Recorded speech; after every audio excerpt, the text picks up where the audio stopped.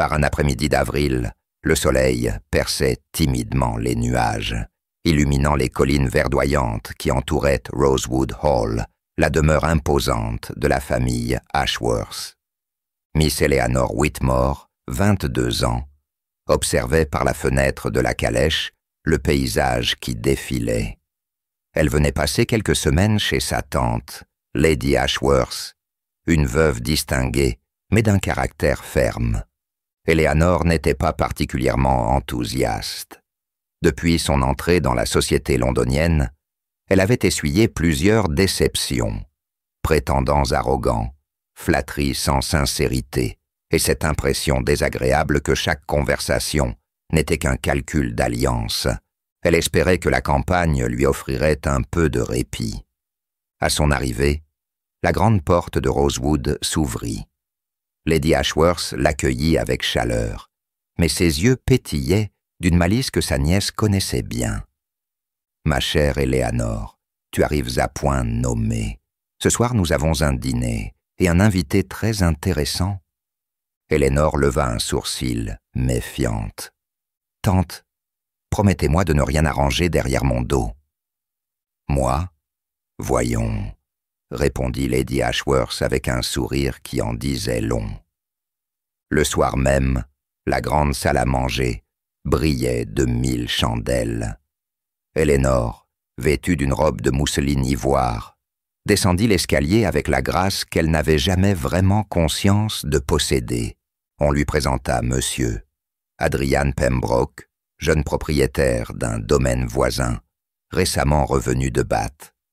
Grand, à l'allure impeccable, il salua Eleanor avec une politesse parfaite, mais son regard, grave et perçant, trahissait une certaine réserve. Le dîner fut ponctué de conversations mondaines, mais Eleanor remarqua que M. Pembroke parlait peu. Lorsqu'il se décidait à répondre, ses propos étaient précis, parfois un peu trop secs. Elle pensa, un de plus, arrogant et froid, comme tous les autres.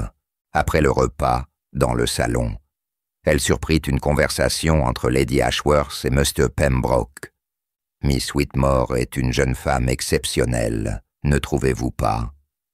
Elle a certainement beaucoup de qualités, » répondit-il, avant de détourner la tête. Ce ton réservé piqua l'orgueil d'Eleanor.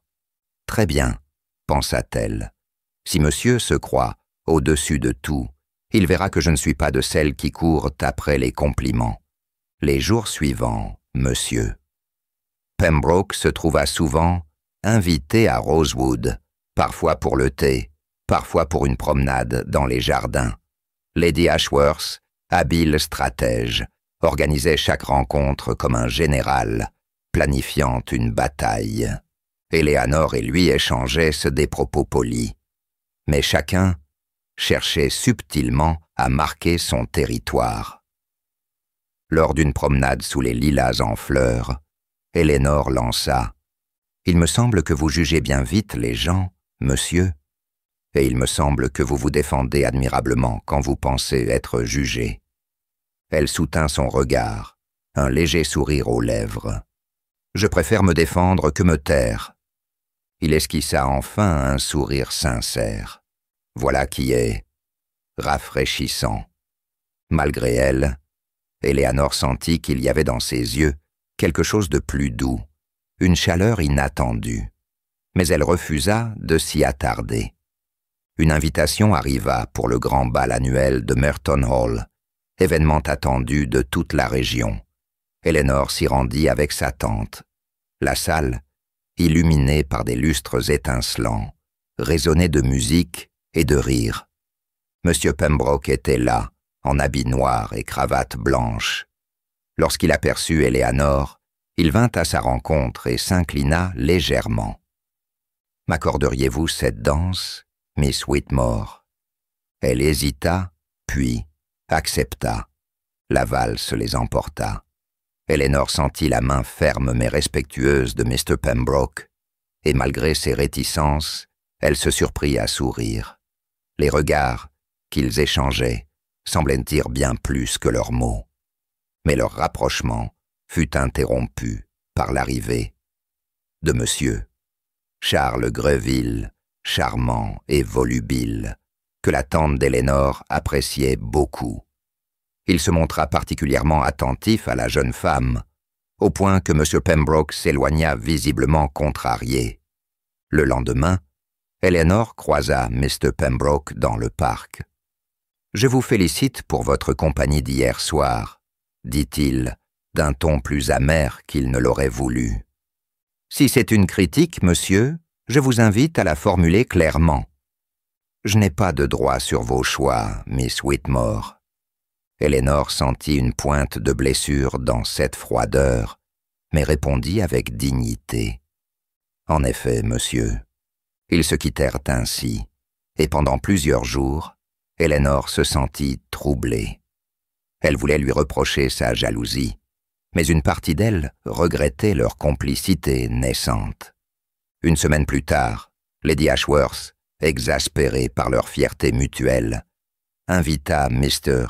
Pembroke à dîner et prétexta un mal de tête pour les laisser seuls dans le salon. Le silence régna d'abord, jusqu'à ce que M. Pembroke prenne une profonde inspiration. « Miss Whitmore, je crains de vous avoir offensé plus d'une fois. Sachez que je n'ai jamais eu l'intention de vous blesser. » Elle le fixa, intriguée. « Alors pourquoi cette froideur? Parce que je vous admire plus que je ne devrais, et je n'ai pas su exprimer cela autrement. » Elénore sentit son cœur battre plus fort. « Et que devrais-je répondre à cela, monsieur? » Il s'approche légèrement. « Que vous me pardonnez, et que vous accepteriez peut-être de me laisser une chance. » Le lendemain matin, Éléanore se promena seule dans les jardins. Elle songeait à ses paroles, au regard qu'il avait posé sur elle, sincère et vulnérable. Quand elle se retourna, il était là. « Vous m'espionnez, monsieur ?» dit-elle, mi-sourire aux lèvres. « Non, je cherchais seulement la réponse. » Elle prit une inspiration, puis tendit la main. « Vous l'avez. » Il prit doucement sa main, y déposa un baiser, et dans le parfum des roses et le chant des oiseaux, Elénore sut que sa vie venait de changer.